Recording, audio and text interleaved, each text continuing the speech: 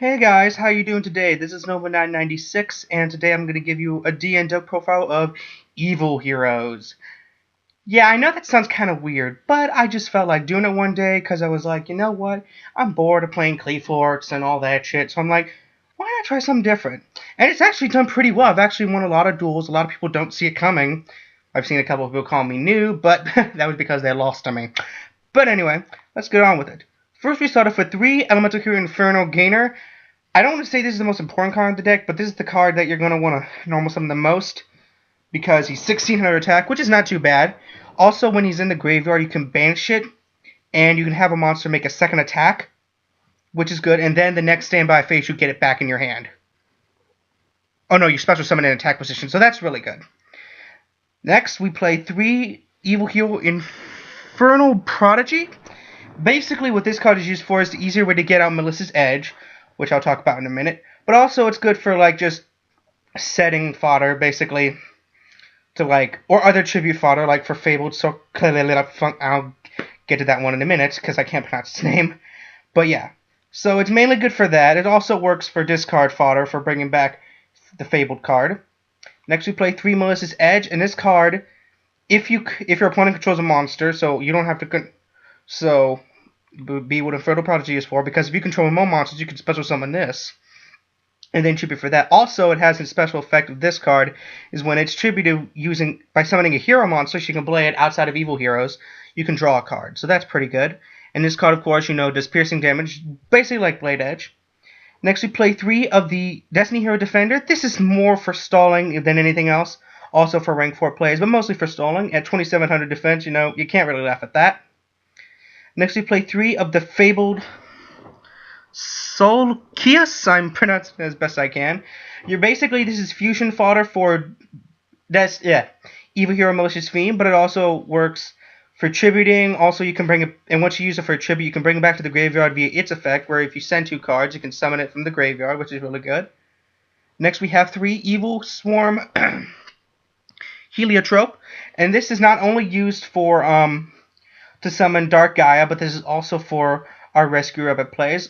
And I chose Heliotrope off of other rock monsters because it's normal, so it's searchable by Rescue Rabbit. And also, it's at 1950 for a level 4. I mean, that's pretty damn good. Of course, we play the 1 Rescue Rabbit, also just obviously to search the Heliotropes, and 1 Dark Arm Dragon.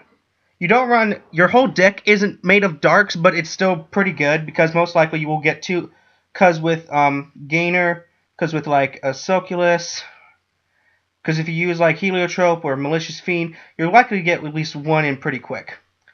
Next, for the spells, we play 3 Dark Fusion, and this is for our fusion summoning. What's cool about this card is that for the turn it's summoned, it cannot be targeted by spell trap or effect or monster effects, so that's pretty good.